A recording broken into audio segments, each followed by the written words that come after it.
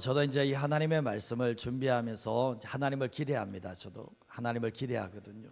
하나님께서 오늘 또 우리에게 어떤 말씀을 주시고 또 우리 교회에 어떤 말씀을 주실까 기대하는 마음으로 나오거든요. 우리가 신앙생활할 때 기대가 없는 곳에는 하나님의 역사가 없어요.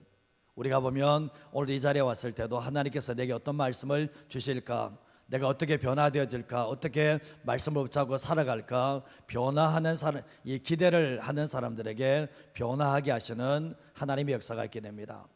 신앙생활할 때 아무런 기대가 없는 사람들은 10년이 지나도 20년이 지나도 안 바뀝니다. 왜냐하면 하나님께서는, 성령께서는 기대하는 곳에 기대하는 사람에게 역사가 일어난다는 거예요.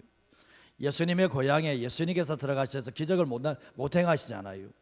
예수님께서는 자기 고향에 들어가셔서 팔은 안으로 굽는다고 예수님께서는 자기의 고향에서 능력을 나타내기를 원하시는데 능력을 행하지를 못해요. 이유가 뭐냐 보면 기대가 없어요. 믿음이 없어요. 그 하나님의 역사가 일어나지 않는 거예요. 오늘도 이 새벽에도 마찬가지입니다.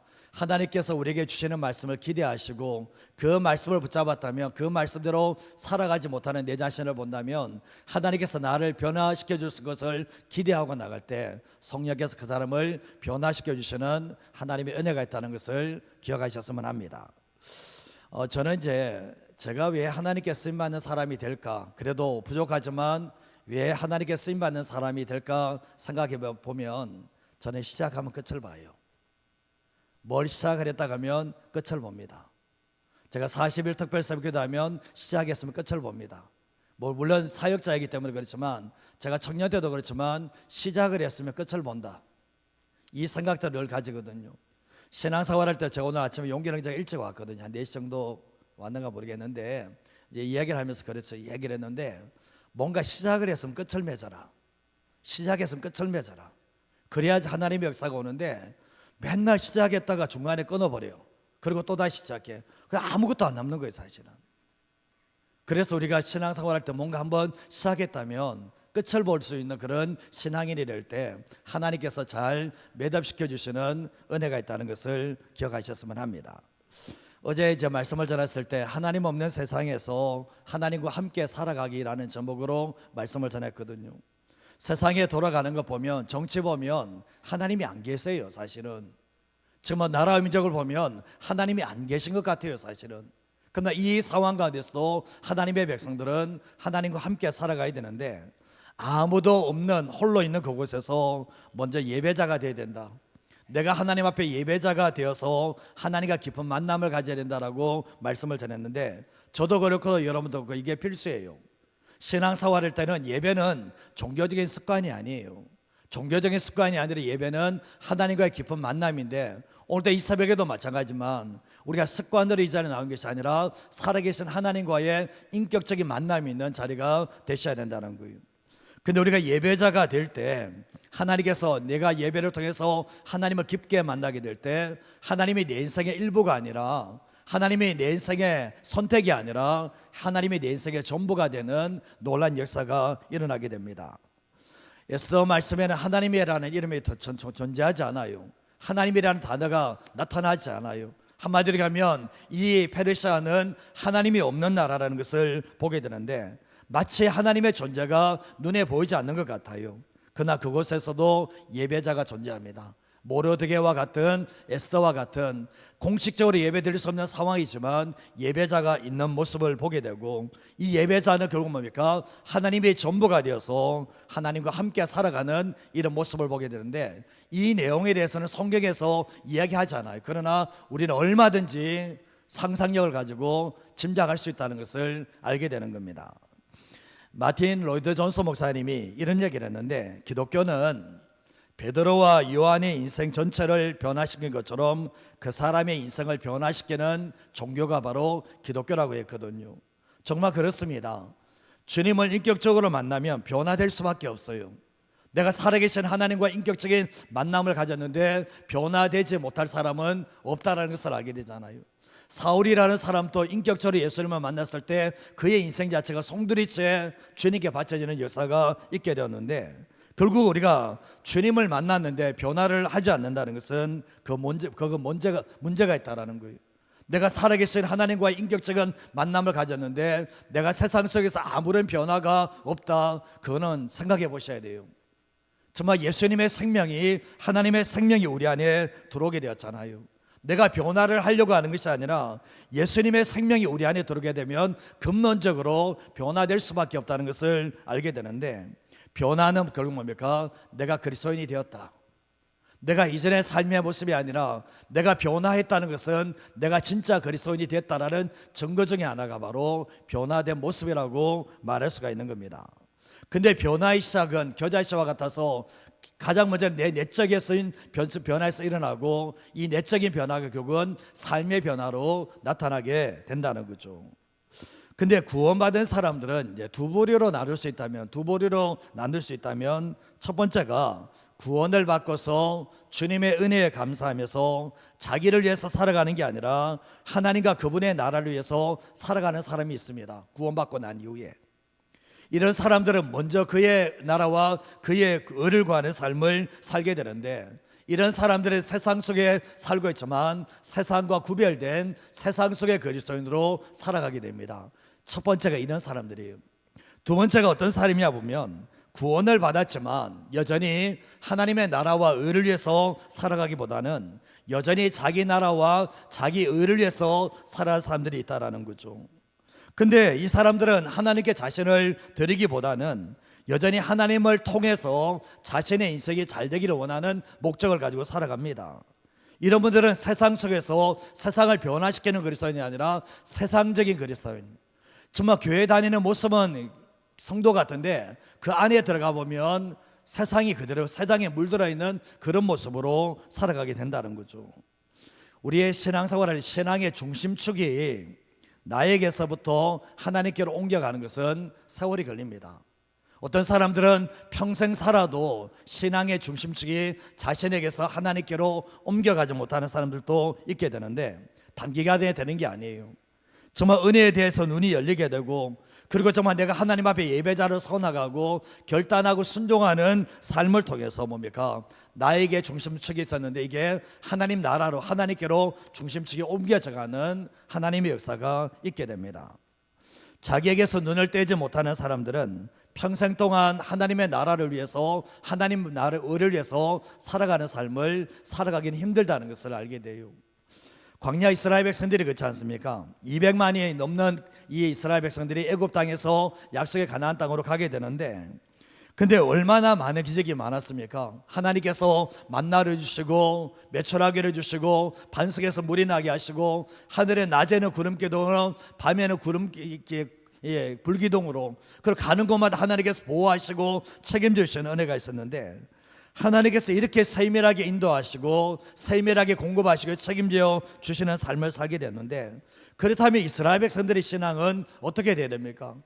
정말 눈만 뜨면 하나님의 살아계심을 경험할 수 있다면 더 이상 내 자신을 위해서 살아가는 게 아니라 하나님의 이름을 위해서 삶을 살아가야 되는데, 실상은 그렇지 않습니다. 40년 동안 이스라엘 백성들이 광야길을 돌지만 다람쥐 쳇바퀴 돌듯이 돌게 되는데, 40년이 지나도 그들의 신앙은 바뀌지 않아요.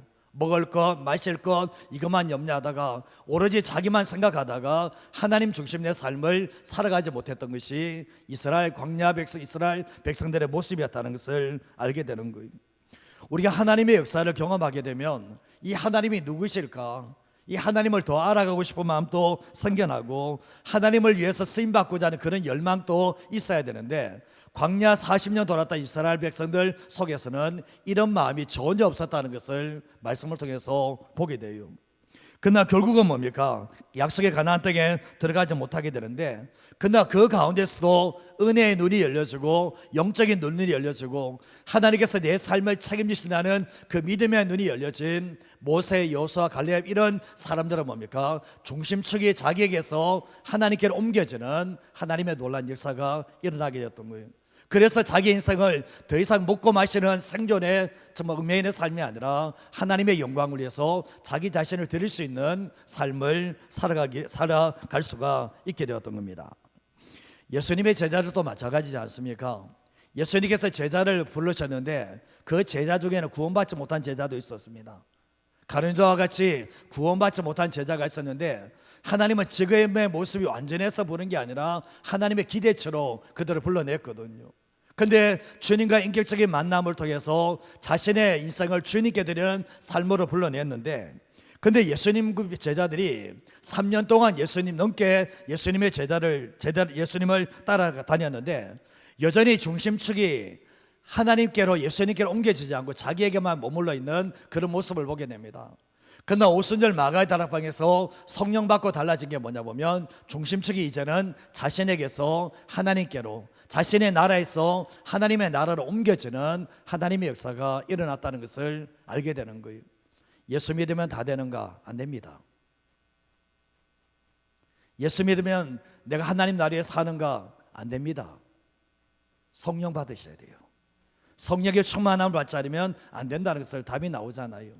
근데 오늘 이 말씀에 보면, 오늘 이제 모르드게와 에스더에 대해서 말씀을 전하겠는데요, 이들의 변화가 어떤 모습인지를 함께 나눠보고 함께 기도하기를 원하는데, 첫 번째로 하시는 게 뭔가 같이 한번 읽어보겠습니다.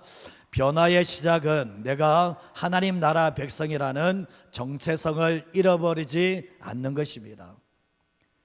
변화의 시작은 내가 하나님 나라의 백성이라는 이 정체성을 붙잡고 있을 때, 그리고 뭡니까? 이 변화가 시작된다는 것을 기억할 수가 있는데, 이게 먼저 의식의 변화예요. 의식의 변화. 이 의식의 변화가 뭐냐면 내가 하나님의 백성이다, 내가 하나님의 택하신 언약의 백성이라는 이 정체성을 잃어버리지 않아야 되는데, 과거 믿음의 선배들이 강조했던 것 중에 하나가 세상 속에 있지만 세상 속에 잠들 수 없다. 내가 세상 속에 살고 있지만 내가 세상 사람들처럼 세상에 잠들 수 없다, 취할 수 없다. 이게 믿음의 선배들이 강조했던 것이거든요. 무슨 이야기입니까? 죄악된 세상 속에 살고 있지만 거룩한 하나님의 백성이다. 나는 죄악된 세상 속에 여전히 발을 딛고 살고 있지만 내 영혼은 하나님 앞에서 거룩한 백성이라니 이 정체성을 잃어버리지 않았거든요. 그래서 세상에 들어가서 취하지 않는 거예요.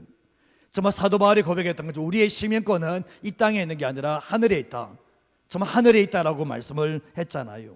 그러나 이스라엘 백성들의 모습을 보시면 이스라엘 백성들이 광야를 걸어가면서 늘 했던 게 뭡니까? 애굽이 좋았다. 하나님께서 그들을 구원해 주시고 하나님의 백성으로 광야를 가게 되는데 늘 그들의 의식 속에는 뭐냐 보면 하나님 나라의 정체성보다는 애굽에 있어 종되었던 삶에 대한 그 정체성이 그들 머릿속에 떠나지 않는 그런 모습을 보게 됩니다. 그러면 뭡니까? 내가 세상 속에 살고 있으면 하나님의 백성으로 살아가야 되는데 약속의 가나안 땅을 가지고 살아간다면 하나님께서 나를 축복하신다는 그런 정체성 가지고 살아가야 되는데 늘 세상에서 죄짓던 그 정체성을 잃어버리지 않는 모습을 보게 되는 거예요. 오늘 에스더 2장 5절에서 6절 말씀을 보시면 도성 수산에 한 유다인이 있으니 이름은 모르드게라. 그는 베냐민 자손이니 기스의 정손이요 시므의 손자요 야일의 아들이라고 말씀하고 있죠. 그리고 전에 바벨론 왕 느부갓네살이 예루살렘에서 유다 왕 여고냐와 백성을 사로잡아갈 때 누구도 잡혀갔습니까? 모르드게도 함께 사로잡혀 갔다라고 말씀을 합니다. 이 수산성의 한 사람을, 한 유다인을 소개하고 있습니다. 근데 그 사람의 이름이 모르드게인데 이 모르드게는 전에 바벨론 왕 느부갓네살이 예루살렘에서 여고냐는 것은 여호야긴 왕을 얘기하고 있거든요. 여호야긴 왕과 백성을 사로잡혀러 갈 때 모르드게도 함께 끌려가게 됐습니다. 근데 여기서 모르드게라는 이름은 마르둑이라는 바벨론식 이름을 히브리식 이름으로 바꾼 거예요. 한마디로 얘기하면 이 마르둑은 바벨론 신의 이름이거든요. 그 당시 때 보면 이 유다에서 바벨론으로 끌려온 사람들은 히브리식 이름과 바벨론식 이름을 동시에 가지고 있었습니다. 다니엘의 세 친구도 마찬가지 않습니까? 다니엘 이름이 벨드사살이고 사드락, 메삭, 아벳노고 뭡니까? 이거는 다 바벨론식 이름이에요. 그 당시 때 사람들이 포로로 끌려가게 되면 이름을 개명을 시켜버립니다. 왜 개명을 시켜보냐 보면 우리도 한국의 일본 사람들이 개명시켜버렸잖아요. 이름은 한국 이름도 가지고 있고 일본식 이름도 다 가지고 있잖아요. 저희 아버지도 일본식 이름을 가지고 있었거든요. 왜 이름을 바꿔버리나 보면 유대인의 정체성을 흔들어서 이방 문화에 흡수시켜버리려고 하는 전략이었던 거예요. 결국 뭡니까? 너의 정체성을 잃어버리라는 거예요.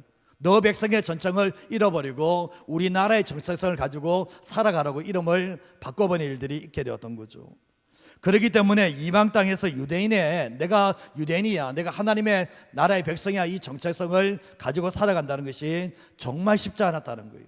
왜냐하면 예배 드릴 수도 없죠, 함께 모임할 수도 없죠, 아무것도 할 수 없는 상황 가운데서 내가 하나님의 나라의 백성, 유다 백성이야, 이 정체성 가진 것이 너무나 쉽지 않았던 겁니다.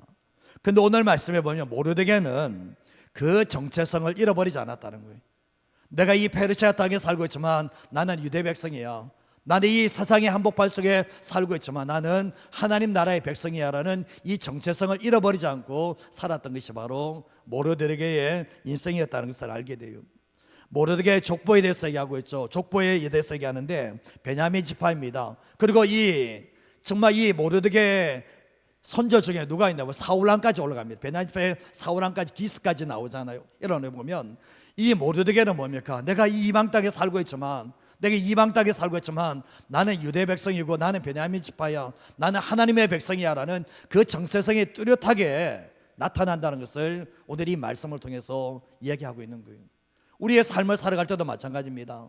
내가 거듭나 하지 않았다면 내가 세상 속에서 대한민국 국민의 이것만 가지고 가겠지만, 내가 거듭난 사람들은 이 한국 국적은 죽으면 끝나지만 하나님 나라의 국적은 사라지지 않기 때문에 나는 하나님 나라의 백성이라는 이 정체성을 잃어버리지 않고 살아갈 때 세상을 이길 수 있는 하나님의 사람이 될 수가 있는 겁니다. 오늘 말씀의 2장 7절 말씀에도 보면 그의 삼촌의 딸 하다사 곧 에스더는 부모가 없었으나 용모가 곱고 아름다운 처녀라. 그의 부모가 죽은 후에 누가 양육합니까? 모르드게가 자기 딸같이 양육했다라고 말씀을 합니다. 여기서 모르드게의 이제 삼촌의 딸이 하다사인데, 하다사는 히브리식 이름이에요. 히브리식 이름이고 에스더는 누군가 페르시아 이름입니다. 이 두 가지 이름을 다 얘기하고 있는 거예요. 사실 여기서 하다사 곧 에스더는 부모가 없었다. 부모가 어떻게 죽었는지는 알 수가 없어요. 그러나 모르드게가 뭡니까? 자기 딸처럼 양육을 하게 되는데 결국은 무엇을 이야기하고자 하는 겁니까? 모르드게가 자기가 하나님 나라의 백성이다, 나는 유다 백성이라는 정체성을 잃어버리지 않은 것처럼 정말 이렇게 자기 딸처럼 기르는 이 정말 하다사, 이 에스더는 뭡니까? 너는 이 페르시아에 있지만 너는 하나님 나라의 백성이야, 너는 유다 백성이야 라는 것을 인식시켜줌으로 말미암아 마지막까지 이 에스더가 정말 이 페르시아의 왕후가 되지만 그 상황 가운데서도 이 에스더는 잃어버리지 않은 게 뭐냐면 나는 하나님 나라의 백성이고 나는 여기 왕후에 있지만 나는 유다 백성이라는 그 정체성을 잃어버리지 않고 살았던 것이 바로 이 에스더의 인생이었다는 것을 알게 돼요. 근데 이 모르드게가 에스더를 키우면서 이 부모가 없잖아요. 근데 어떻게 교육을 시켰냐 보면 자신 또한 하나님 나라의 정체성을 잃어버리지 않은 것처럼 자기 딸처럼 기르는 이 에스더에게도 너는 하나님 나라의 백성이야, 너 유다 백성이야 라는 것을 철저하게 교육시켰다는 것을 알게 되는 거예요. 우리가 부모님들이 자녀들을 양육할 때 너 내 딸이야, 너 내 자식이야 그렇게 얘기하면 어떻게 해야 돼요? 너는 하나님의 백성, 하나님의 딸이고 하나님의 백성이라고 이야기를, 정체성을 심겨줘야 되는데 그걸 심겨주지 못하니까 문제가 터지잖아요. 근데 오늘이 뭡니까? 이 모르드게는 뭡니까? 철저하게 에스더를, 이 하다사를 유다 백성으로, 하나님 나라의 백성을, 언약의 백성으로 정체성을 가지고 살아가도록 키웠다는 것을 말씀을 통해서 보게 되는 거예요. 오늘 에스더 2장 10절 말씀에도 보면 에스더가 자기의 민족과 종족을 말하지 아니하니 이는 모르드게가 명령하여 말하지 말라 하였다라고 말씀하고 있거든요. 이렇게 왕후를 뽑을 때 민족과 종족을 말하지도 않았고, 근데 결국은 뭐냐 보면 이 모르드게가 유다 백성이라는 것이 부끄러워서, 하나님의 백성이 부끄러워서 말하지 말라고 했는가? 그게 아니에요. 먼 훗날 하나님의 계획이 있을 거라는 것을 알았기 때문에 이 에스더에게 너의 종족이, 민족이 유다 민족이라고, 하나님의 백성이라고 말하지 말라고 얘기를 하게 되었던 거예요.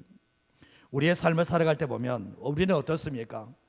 나는 세상 속에 살아가면서 나는 하나님의 택한 백성이야, 나는 하나님의 언약의 백성이야, 이 정체성을 가지고 살고 있냐는 거예요.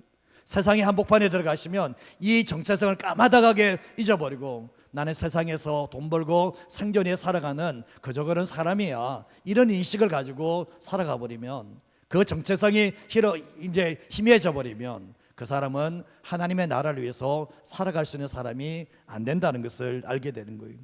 변화의 시작이 뭐냐 보면, 다니엘도 그렇고 오늘 이 모르게도 그렇고, 바벨론 땅에 들어간다도, 페르시아 땅에 들어간다 할지라도, 이 죄악된 속에, 우상의 속에 들어간다 할지라도 나는 하나님의 백성이야. 나는 하나님의 택하신 백성이야. 제 죄악과 어울려서 살아갈 수 없는 그 백성이 하는 그 인식을, 정체성을 가지고 살아갔다는 것을 알게 되는 거예요. 사단의 유혹이 뭔지 아십니까? 사단의 전략이 뭔지 아십니까? 너 예수 믿는다고 세상에 들어가서 정체성 잃어버리게 만들어버려요. 정체성 잃어버리면 끝난 겁니다, 사실은. 제가 이제 사역을 하면서 제 머릿속에 항상 있는 게 뭔지 아십니까? 나는 주님의 교회 목사야, 이게 있거든요. 그러면 성도들 보기에 부끄럽지 않게 살아야 되는 거예요, 내 안에는. 여러분의 삶도 그렇지 않습니까?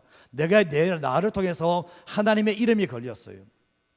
하나님의 명예가 나에게 걸려 있습니다. 그렇다면 삶을 살아갈 때도 어떤 곳에서 누구를 만난다 할지라도 나는 하나님 나라의 백성이라는 것을, 하나님 나라의 자녀라는 것을, 그 정체성을 잃어버리지 않고 살아가는 저와 여러분 되시기를 간절히 소원합니다. 근데 이 정체성이 희미한 사람들이 있어요. 교회가 오면 정체성이 살아나는데 세상만 나가면 까마득하게 다 잊어버린 사람들이 있어요. 이게 문제가 되는 거예요.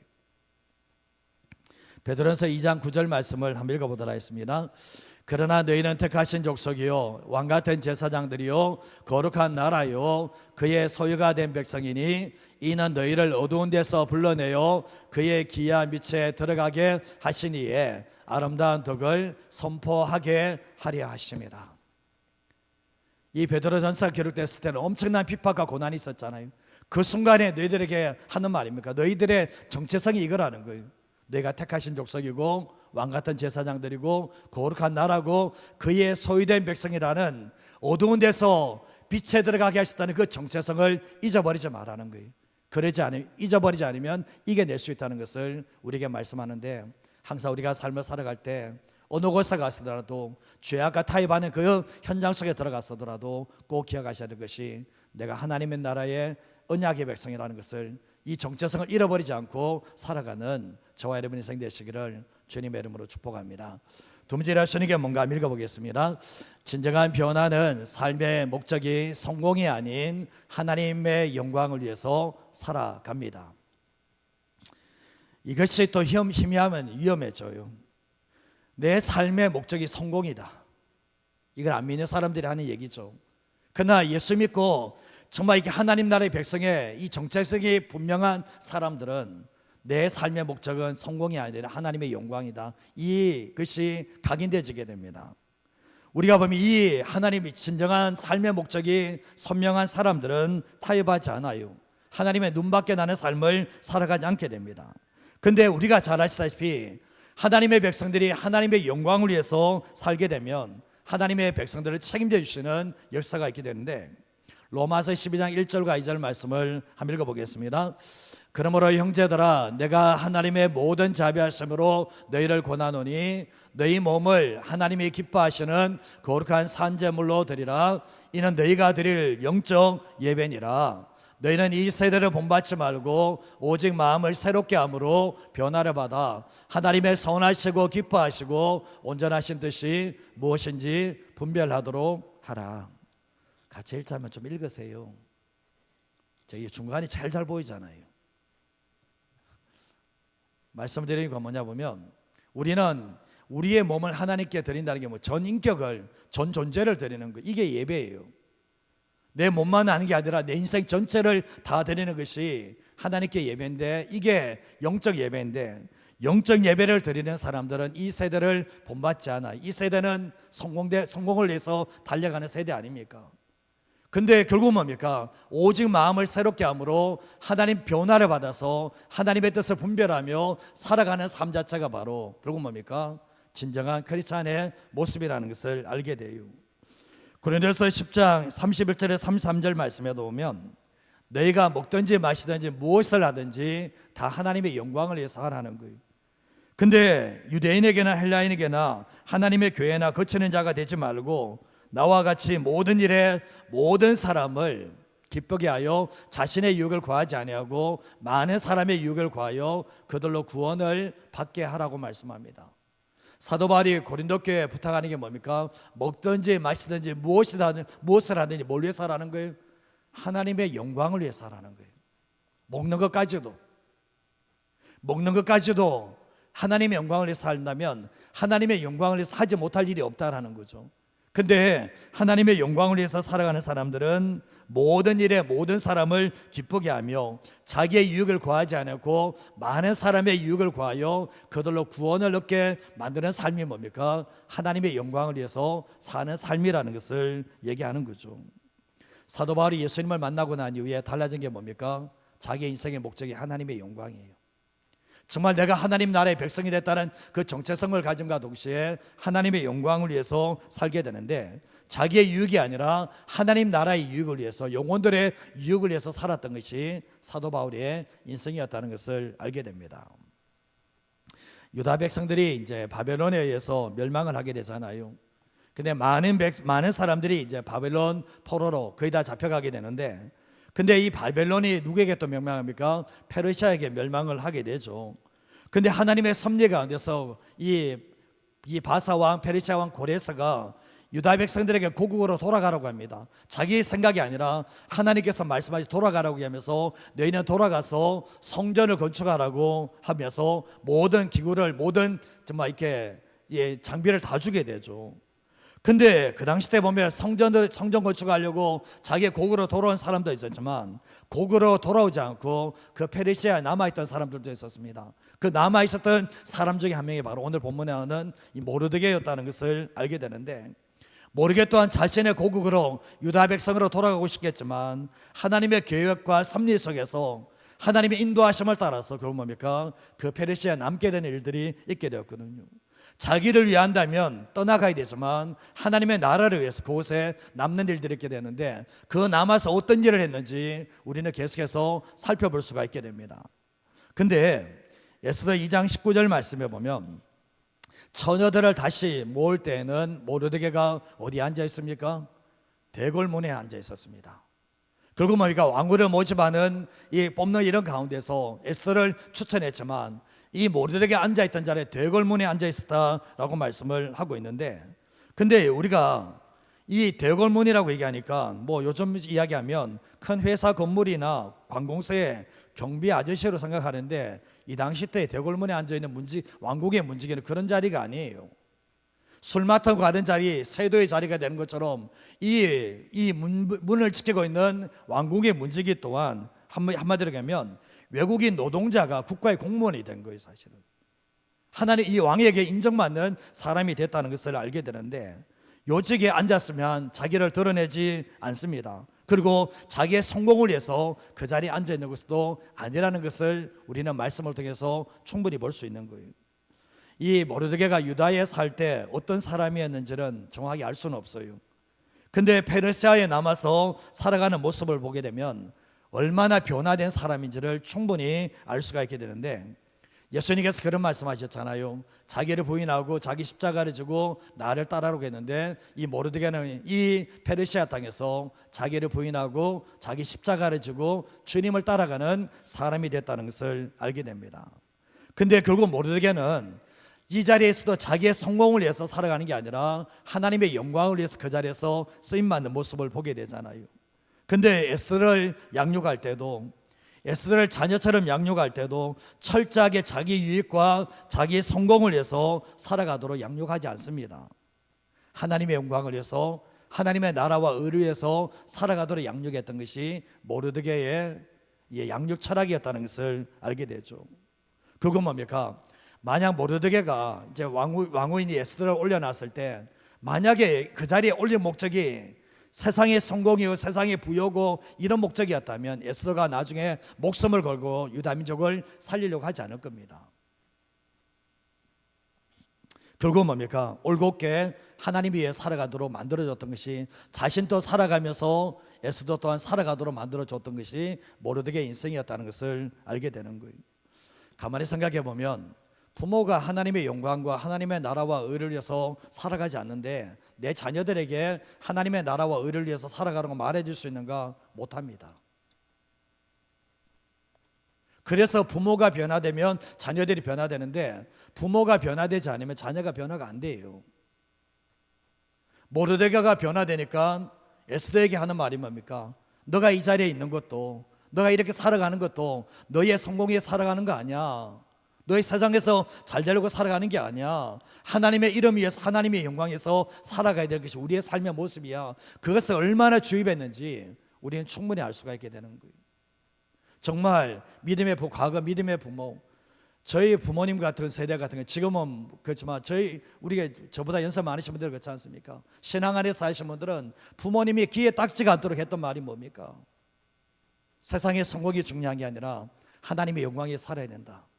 그 얘기를 저는 어렸을 때부터 한 번도 들었지 않은 적이 없었습니다. 공부 좀 못해도 돼. 세상에 좀 성공 못해도 돼. 하나님의 영광에 살아야 돼. 이게 정말 저희 어머님이 늘 하셨던 말씀이거든요. 우리의 삶을 살아갈 때 자녀들이 지금 어긋난 길을 걸어가고 있고 자녀들이 제대로 믿지 않는다 할지라도 늘 하셔야 될 말씀이 뭡니까? 그러니까 믿음으로 너는 하나님의 백성이야. 너는 하나님의 영광에 살아야 될 사람이야. 그 말을 해줄 수 있는 하나님의 사람이 되셔야 되는 거예요. 반응이 없으시네. 그렇게 해야 되는 거 아닙니까? 오늘 말씀을 보시면 변화는 나의 나라에서 하나님의 나라로 옮겨가는 거거든요. 근데 이게 뭐냐면 먼저 의식이 바뀌어야 돼요. 이 정체성이 먼저 돌아야 되고, 그러고 난 뒤에 이 정체성이 깊어지면 깊어질수록 하나님을 경험하면 경험할수록 결국 내 삶이 나의 나라를 이 땅에서 세워나가는 게 아니라 하나님의 나라를 세워갈 수 있는 하나님의 사람이 될 수가 있게 되는 거예요. 성령을 받으셔야 돼요. 성령을 받지 않으면 안 돼요. 구약 성경에도 성령을 받으면 사람이 달라지는 것처럼 신약 시대에서도 종교적인 습관을 가지고는 사람 안 바뀝니다. 오순절 마가의 다락방에 120명이 성령 받기 위해서 목숨 걸었습니다. 10일 동안 성령 받기로 해서 기도했습니다. 이전에 그분들이 주님을 따랐던 사람들이에요. 주님을 따랐는데 여전히 하나님 나라에서 못 사는 자기들의 모습을 발견했거든요. 그러면서 하나님 나라에 살아갈 수 있도록 성령을 달라고 기도했을 때, 성령에 충만했을 때 비로소 중심축이 자기에게서 하나님께로 옮겨지는 역사가 있게 되었던 거예요. 신앙은 삶입니다. 삶이 드러나야 되는 거죠. 오늘도 우리가 이 말씀 기억하시면서 하나님, 나와 내 자녀들, 내 주변 사람들이 정말 하나님의 자녀라는 정체성을 잃어버리지 않고 살게 하시고 나의 성공이 아니라 하나님 나라의 영광을 위해 살아갈 수 있는 그러한 삶이 될 수 있도록, 하나님 내 중심축이 여전히 내게 있는 것이 아니라 하나님께로 옮겨지고 하나님 나라에 옮겨지는 삶을 살아갈 수 있는 하나님의 자녀가 되기를 위해서 기도하시기 바랍니다. 그게 우리의 삶의 목적이에요. 오늘 이 말씀 생각하시면서 저도 그렇습니다. 저도 잘 안 돼요. 사실은 저도 잘 안 될 때가 많아요.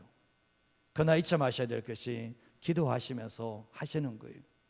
한 번뿐인 인생이지 않습니까? 우리가 핑계 댈 수 없는 게 뭐냐, 모르게는 이방 땅에 가서도 이렇게 살아냅니다. 잊어버리지 않아요. 그렇다면 우리가 이 땅을 살아갈 때도 영원한 천국이 우리의 삶의 본향이라면 이 땅을 살아갈 때도 내가 하나님 나라의 백성의 정체성이다, 내가 세상에 어떤 곳에 있다 할지라도 난 하나님의 자녀라는 이 정체성 가지고 삶을 살아갈 때도 하나님의 영광이라는 그 단어를 잃어버리지 않고 살아가기를 위해서 몸부림치며 살아감으로 말미암아 하나님께 기쁨이 되고 내 자녀 손들 또한 하나님의 영광을 위해서 쓰임받는 자녀로 잘 길러낼 수 있는 저와 여러분의 삶이 되시기를 주님의 이름으로 축복드립니다. 이 시간 같이 찬양